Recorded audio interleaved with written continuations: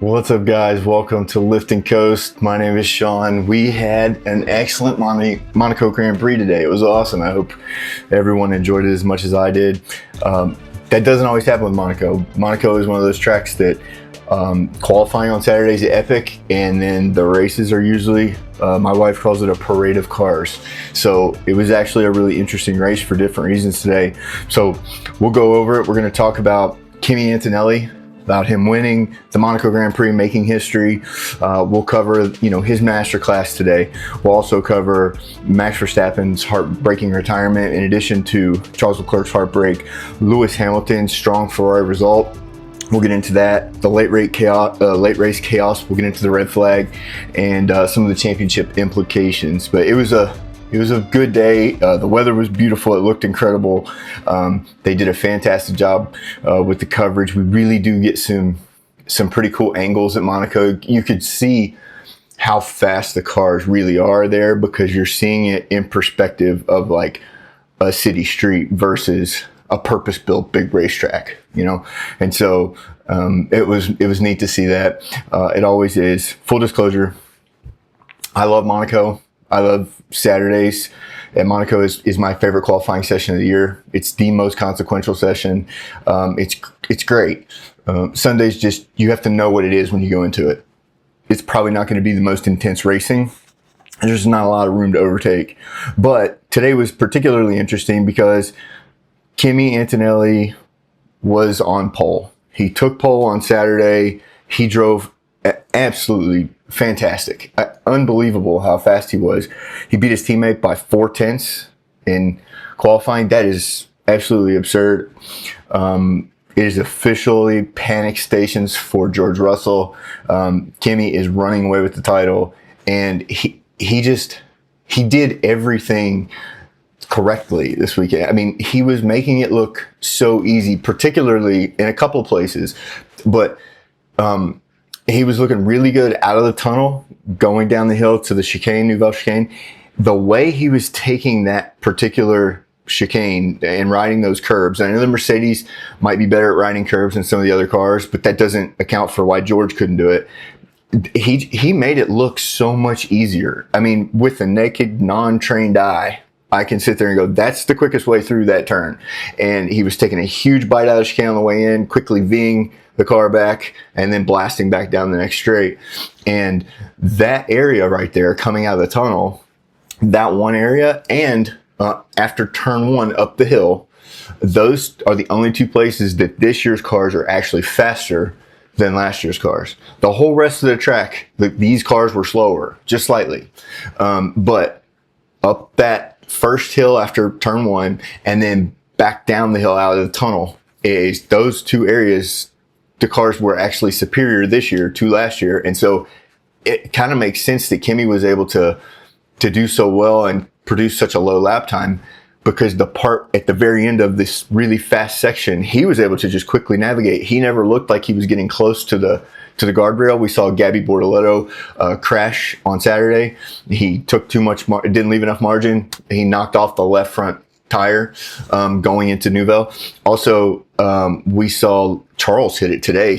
It sparked real bad. He hit it. It didn't do any damage to the car in a way that would impact his race. Not at this point, but he hit it and it produced sparks. It was crazy. The commentary team on F1 TV were like, whoa. I mean, they said they were leaning back from the screen because it was a pretty big hit. Kimi just didn't seem to be even running close to it. Not that he was leaving margin, but he just was, the way he angled his car into that particular turn, it looked easy. It looked more efficient. It looked like the right way to do it. And that's interesting because he's 19 years old and he's showing everybody else the best way around a really complicated street circuit. This is a place that's really easy to make mistakes. He controlled the race from start to finish. He had a really good launch. And so that's something Mercedes, we know, has been really focused on, is their starts, because they have the fastest car right now. They have the best power unit right now. We all believe that, but they've had to work during the races to come back and to to overtake the cars in front of them, because they would ultimately lose the lead at the beginning of every race because they weren't good at the start. Well, they have something worked out because it's a very short run to turn one here at Monaco, but Kimi he never at any point was he losing ground to a competitor in a car around him. He was ahead and stayed ahead. He handled multiple restarts really, really well. That's difficult to do. I saw a stat at one point that Kimi Antonelli had something like 30 something restarts that he was a part of so far in F1, and Lewis Hamilton had like 330. Some weird stat like that, you know. And so at one point he's restarting the pack with Lewis right behind him in P2. That's intimidating. Like, that's a really good opportunity for Lewis to try to get Kimi, and it wasn't even close. And then not only did he handle that restart, he had to handle a standing restart. So that's 2 standing race starts plus a safety car restart, a red flag, all mixed in, every opportunity in the world, 2 pit stops. Kimi could have given this race away on several different occasions today, and really no one would have thought less of him, because it's just really hard to keep your head and to do everything he needs to do through all of these different circumstances and scenarios that come up. At one point, Bono came on the radio and said, Kimi, if we get a pit, it's going to be a free stop for you. We're going to put you on these tires, so we'll let you know in the event of a safety car. And he goes, no, why would I stop again? And he's like, Kimi, if we have a safety car and you have a free stop, we will pit you then, but not unless that happens. And he's like, all right. I think he was thinking, I just made a pit stop. I can make it to the end on these tires. I don't want to come in the pits for any reason. But you don't want cars behind you on fresh tires at a safety car restart while you're on old ones. So he wasn't thinking exactly clearly, but I understand where his mind was. He's the youngest winner of the Monaco Grand Prix, youngest winner in Monaco Grand Prix history. That's incredible. This race is, I believe, the second Formula One race ever was held at Monaco. So the first was at Silverstone, the greatest track in the world. Number 2 is at Monaco. And so we've been coming here for 50 years and 70 years, whatever it is, and since 1950. And there's never been anybody that was Kimi's age to win the race. So it's pretty amazing. I think there's growing evidence. This is Kimi's 5th consecutive win. I think there's growing evidence to suggest Mercedes has not just found another driver, they've found their next superstar. I mean, it is unbelievable. In fact, I thought this was interesting. Toto Wolff went on the podium to collect the first place constructors trophy for the win this weekend. And Toto doesn't go up there much. You know, he's the team principal, but he's also a third owner, right? Like, he's a very savvy businessman. If Toto called me today and said, I've got a 6-month internship, you can sleep on my office couch if you can get on a plane tonight, I would go. I'd be like, baby, we gotta go. Because if you do 6 months of an intern with that guy, it'd be like 60 months of unprecedented business success thereafter. The dude's a genius. And so love him or leave him, that's your choice. But he's really good at making money, and he has gotten here through personal investment. He invested in Williams, then he was able to transition to Mercedes. He invested in Mercedes. And so he owns a third of the team. So not only is he the team boss, but he's not like a normal team boss who's necessarily worried about getting fired, right? He's like a head coach and an owner, right? So it's rare for him to go up on the podium because he's really trying to build an adequate team at Mercedes, because I think ultimately Toto wants to step away at some point. And so, those are things he's talked openly about. But today he did go up there, and how does this relate to Kimi? Well, I think there's some some validation after today's win, right? So we had some weird races at the beginning of the season. It's a new regulation set. We've all talked at length about that. The cars are different. The power units are different. Okay, fair. Then we had this weird unscheduled break because of the conflict in the Middle East. And so we missed 2 races. We don't have any races in the month of April. We were supposed to have 2. We didn't have any. And then we come back to Miami. Kimi wins Miami, but that's kind of a bogey track for George. It's also, George looked decent that weekend. Kimi looked really good, but he had that fight with Lando, and it could have gone either way. But then last week at Canada, Kimi was just able to hold off a barrage of attacks from George, and it just felt like George was unlucky a little bit. And so there's been these like small excuses for George to finish behind Kimi every time. And not that Toto wants George to lose or wants Kimi to win, but today was just a full sail, like, unless this is the greatest heater in all-time history and then he's going to cool off and be terrible soon. Like, this is validation that Kimi can produce race wins dominantly. He can do it in any track, any circumstances, whether it's a cool track in the north, a lot of straights, heavy braking, or whether it's somewhere that's a start-stop track, a temporary circuit, a street circuit, right? A dedicated racetrack like Suzuka. Like, he's performed everywhere really, really well. And so I think Kimi's in a spot right now where he's proving Toto Wolff right for bringing him from F3. From F3 up to F1. So skipping F2 entirely, or wait, he skipped F3 and went to F2. I can't remember which it was, but he cut his junior Formula Series, his career there, short so that he could get to F1. And last year, you'll remember Kimi Antonelli he started off fast first few races, but he was kind of crashy. And then Toto said this about Kimi: the bulk of the season, he was just unremarkable. In 2025, he just produced unremarkable results. They weren't bad, they weren't good. There was nothing really to say. And then at the end of the season in 2025, he finished pretty strong. He started 2026 in Australia. He wrecks the car in free practice 3. Somehow Mercedes gets it put back because it was in a million pieces. They got to put back together for quali. He salvaged the decent quali. He salvaged a decent result at the end, but he was on the back foot. George had the lead. And since then, he has just dog walked his teammate. I mean, it's not been close. He has stomped on his throat, metaphorically. There's a massive lead at this point. Whatever it is, 60, 80 points, whatever it's up to now. It's a big, big lead, right? It's more than a 2-race lead. So, so I think in some ways this is validating for Toto, because a lot of people are going to point to the fact that he replaced replaced Lewis with Kimi. And while that's true, if Lewis would have stayed last year, we don't know what he would have done, right? If Lewis performed better last year, maybe they decide to keep Lewis instead of George, because they're clearly not committing to George long-term at this point yet. They may, but they haven't yet.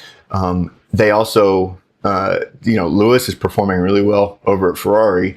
That would be a heck of a tandem to have him and Kimi. You'd have Obi-Wan and Luke. You'd have, the young guy and the older guy. Now they have like a young guy and a younger guy. And so it's a little interesting, but Kimi is definitely racing like a champion. So I thought he showed composure today that a lot of veterans don't show, right? He was very good. I think the title race is like not just heavily tilted in his favor. I think at this point now it's going to take there's going to have to be multiple DNFs for Kimi to have any chance of giving the lead up. And that can happen. Oscar has had to. Lando has had to. They both use Mercedes power units.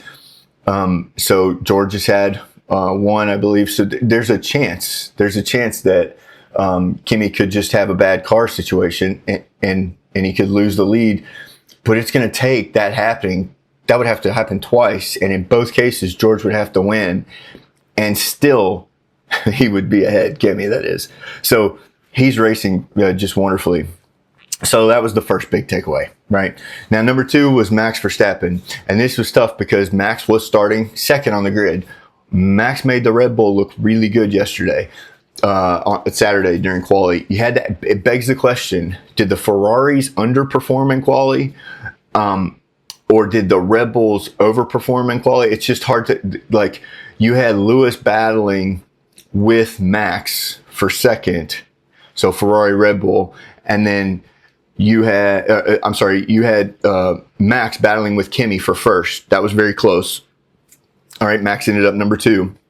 But Max's teammate, Hadjar, was in front of George.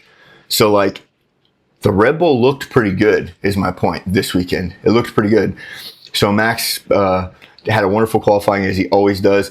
Pulls up to the start line today. The lights go out, and he said he lost all combustion power. So all he had was the battery. So he went nowhere. He moved the car to the side of the track because everybody was starting. And there were some very near misses. And then the car eventually fired and he was able to get going. But he said that it was making the most god-awful noise. He said, there's no doubt in my mind, if I would have tried to go flat out for a lap or two, I would have completely destroyed the engine. So he made the wise call with the team, hey, we're retiring the car.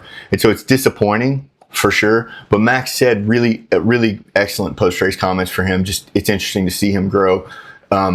He said, yeah, I'm disappointed, but there's no point in being mad. Everyone's disappointed. Nobody on the team wants this. This is not something we had on our bingo card today. And so, unfortunately, this is where we're at. We're going to continue to do the best that we can, but that's the long and short of it. Power unit failure, need to improve that.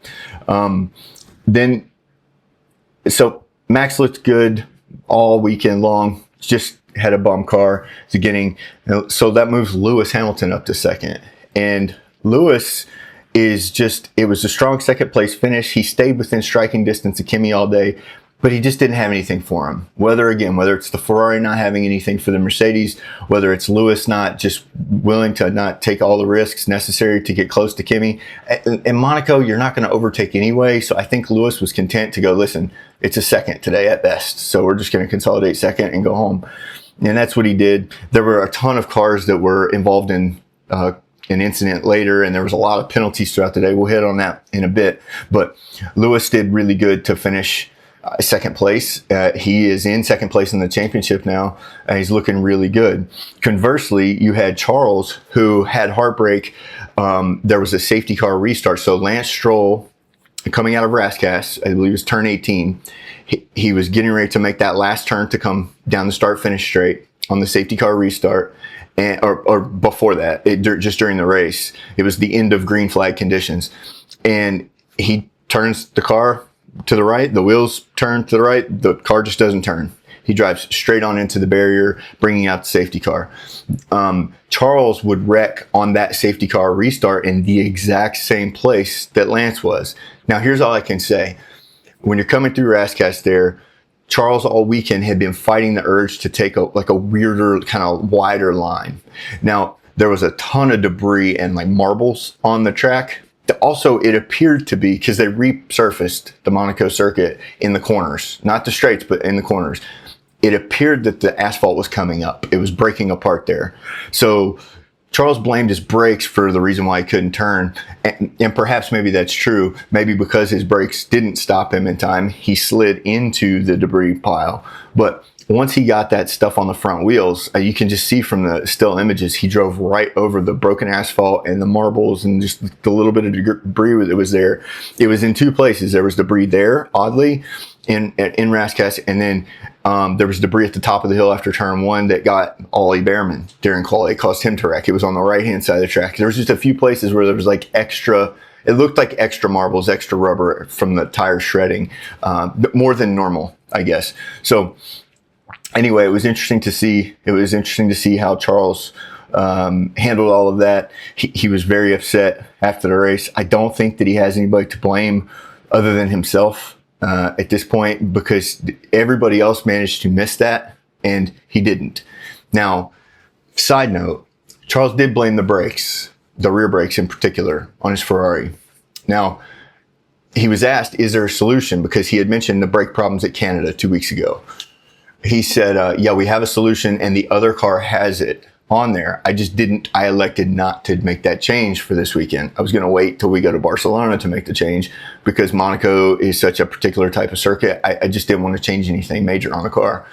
So Lewis, who is king of change everything all the time, keep messing with the setup, keep playing with the different devices on the car. He will change himself out of a really good setup and make it decidedly awful because he wants to always continue improving. He feels like he can always make the car better.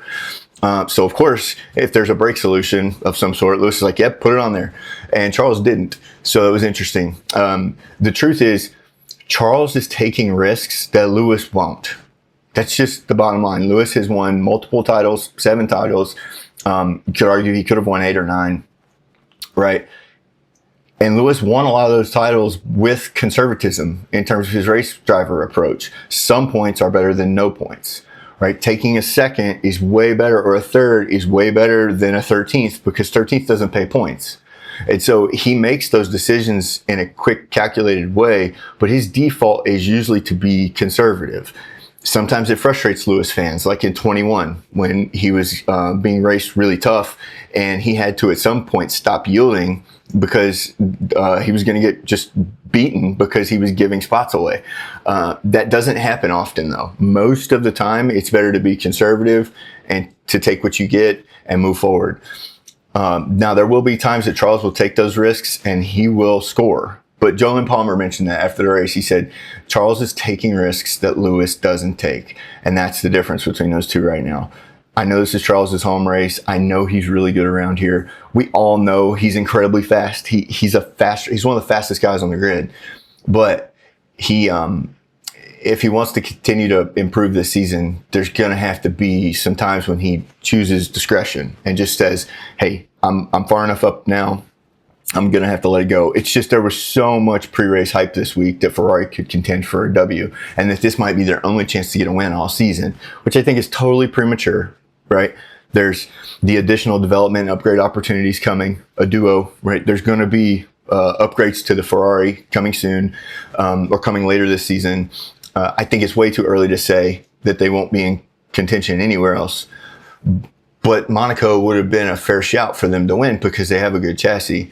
But it's just, I don't think anybody was beating Kimi today. I don't think it would have mattered. Yeah, that's just my opinion. It's easy to say that sitting here at a desk talking to you guys from thousands of miles away. He's in the car driving, making the decisions in real time. But he could have had a 3rd place finish. Instead, he got a DNF.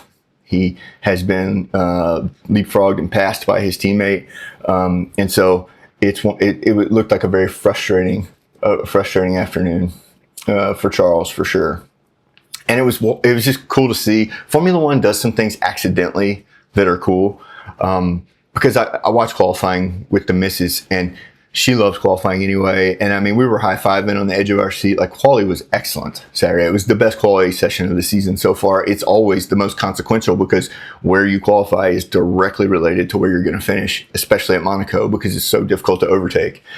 But it was funny. It showed Mrs. Leclerc, of course, absolutely lovely. She's in hospitality, and she's doing this number with her headphones on, and she's like, oh, like not the praying hands, but like covering her mouth, like squinting as Charles is out during quali. And then you get that picture, and then you get Kim K, who is like standing outside, grabbing the rail, looking over the edge of the track in real life, and she's in very good shape. Like, you don't get shapes like that on your shoulders without a lot of hard work and sweat, right? She definitely is in good shape.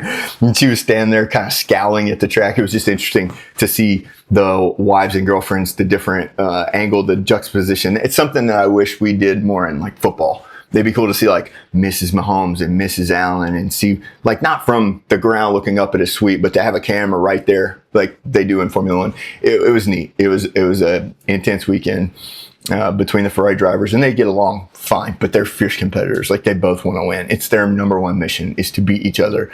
And right now, Lewis is getting the better of Charles. I still think Charles will get him this year. But boy, that Lewis has looked really good now in 3 different circuits.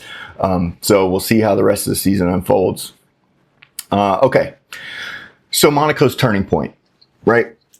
There was a processional race for the most part, like there always is.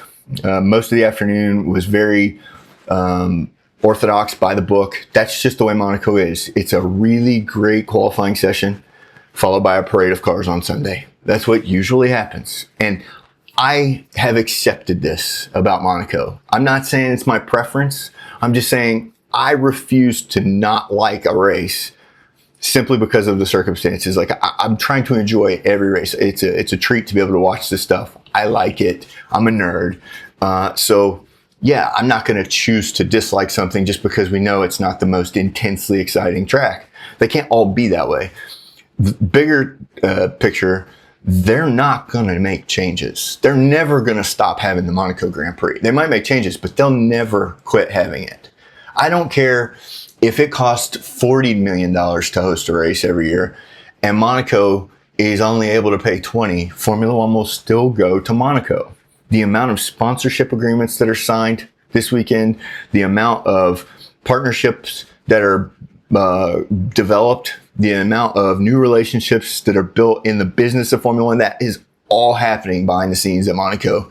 There's no way. It's almost like whatever your industry is, like if you're in the boat industry, in the marine industry in the United States, there's like the Miami Boat Show, the Chicago Boat Show. Those are like huge conventions you have to go to every year just to do your business, right? Monaco Grand Prix is like that behind the scenes. And so they have presented different kind of weird ideas in the past to try to improve the Sunday racing.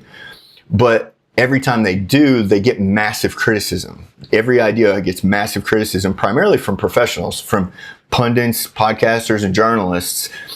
They all are very critical of any potential proposed change that comes about. And this is a little bit of a tactic we see in American politics. Like there will be a weird idea floated from seemingly nowhere as a potential solution to a problem.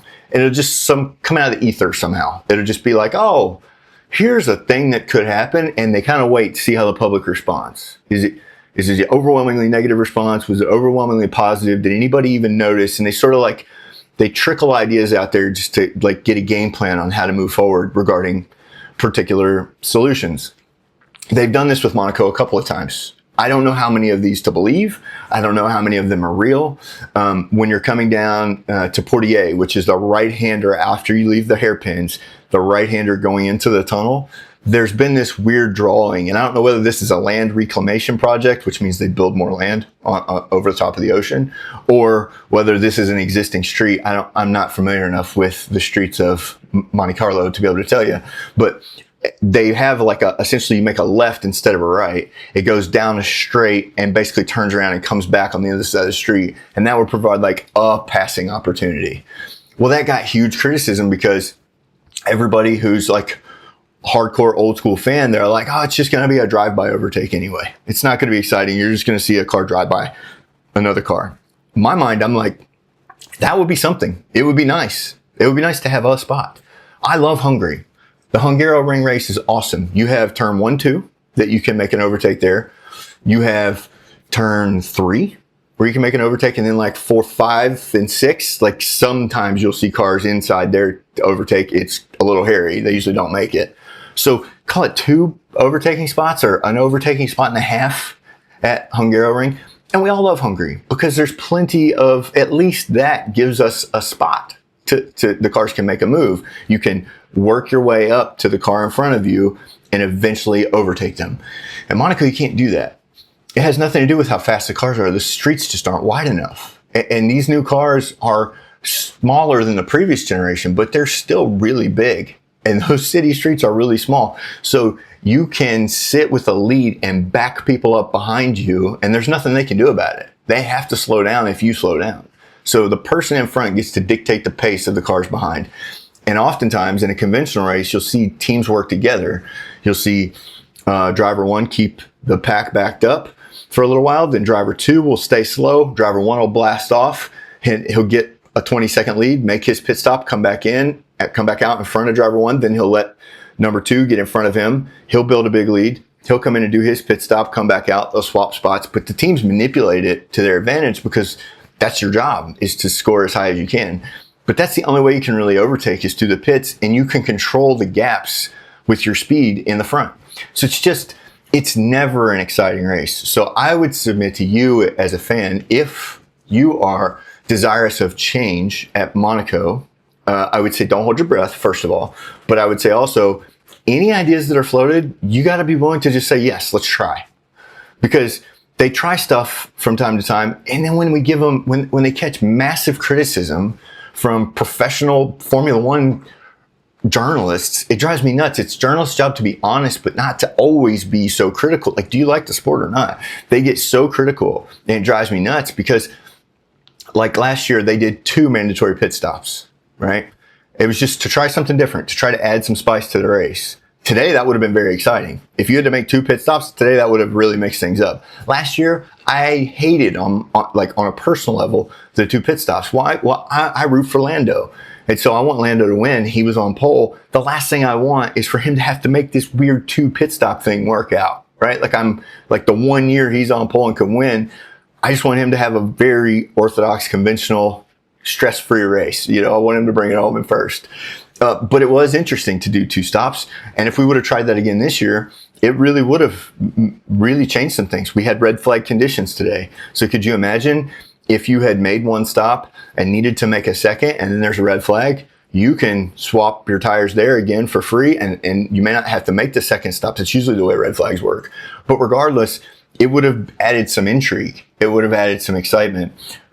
Is that like manufactured excitement? Yes. Is it like authentically good racing? No.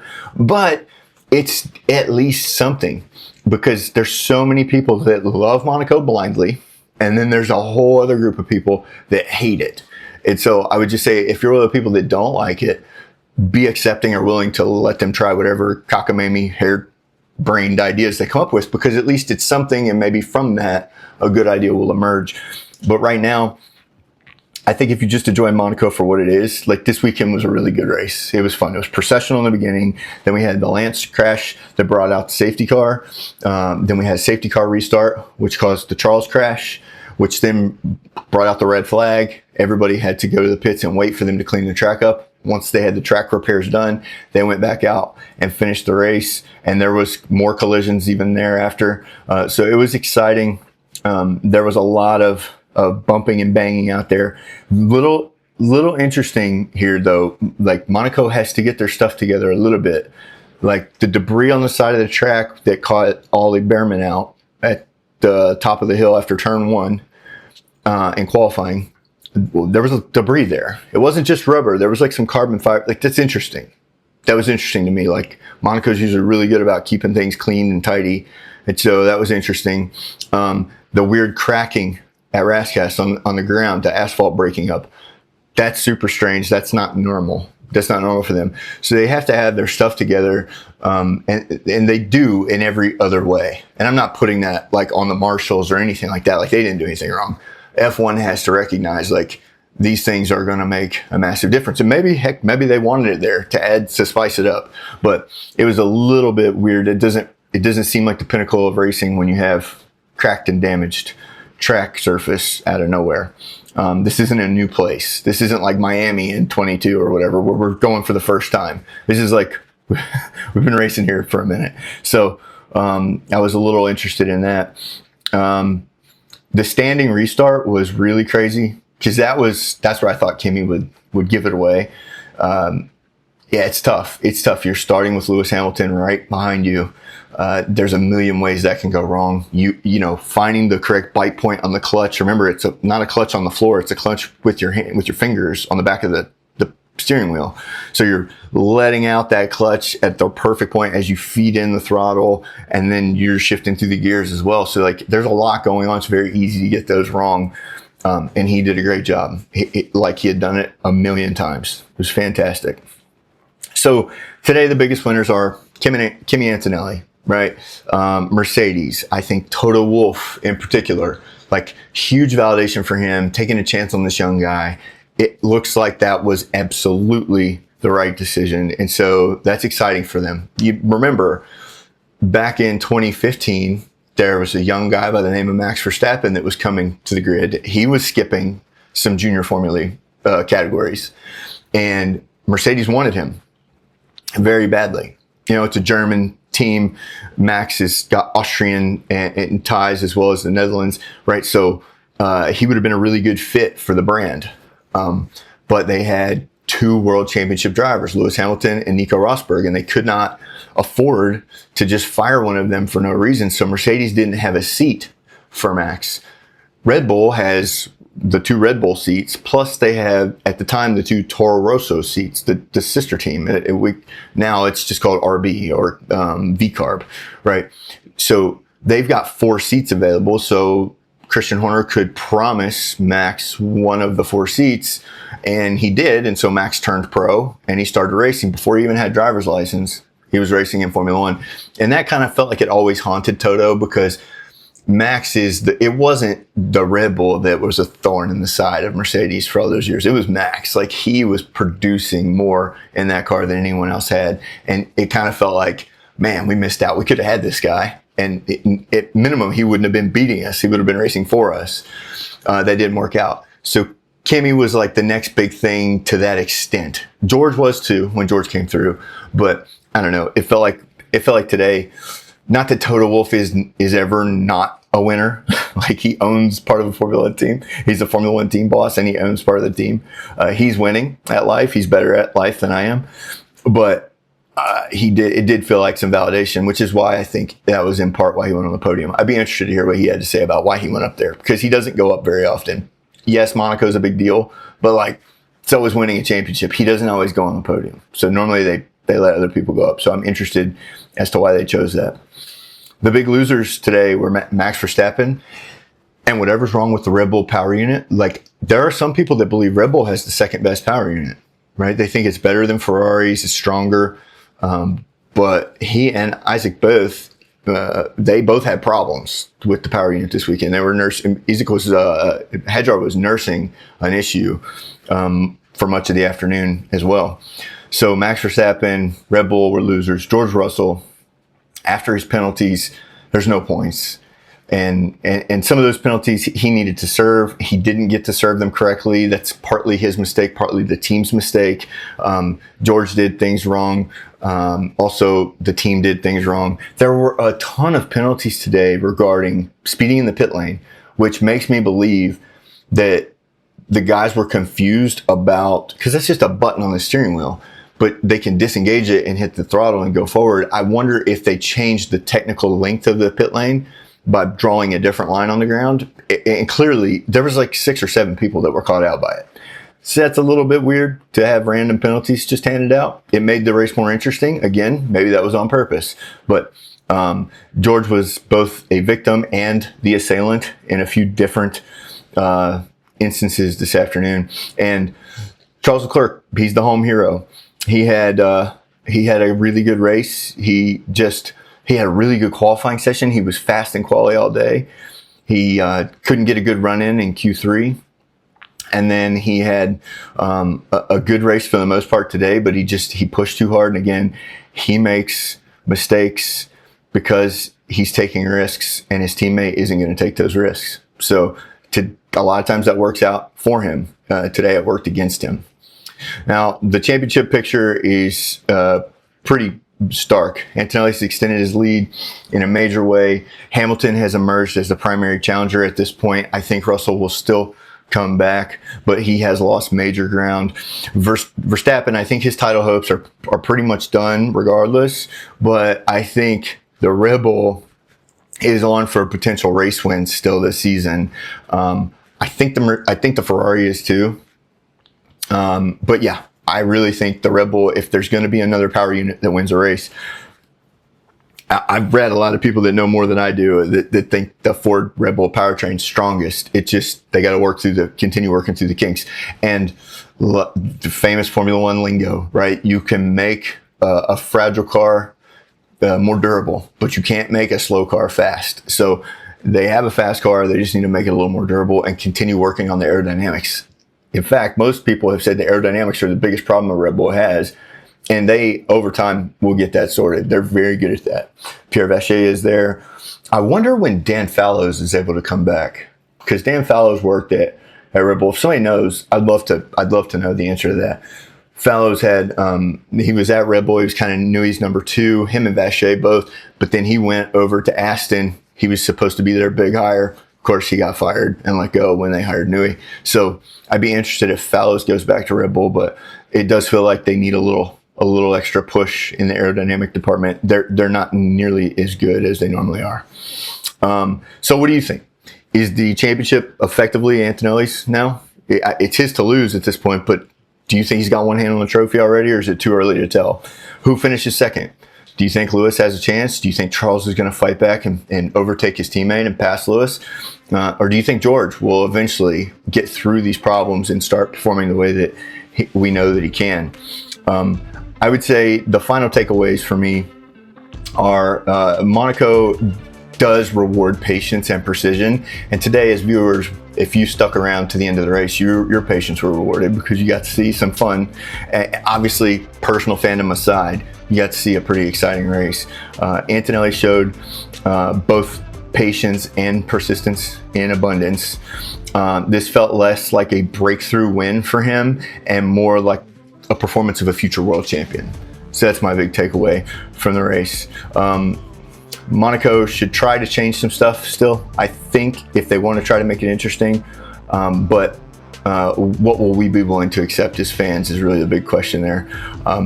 Anyway, that's all I got for today. We'll touch back later on this week. There was a whole lot of other stuff. Pierre Gasly, really disappointing with the penalties, but what a race.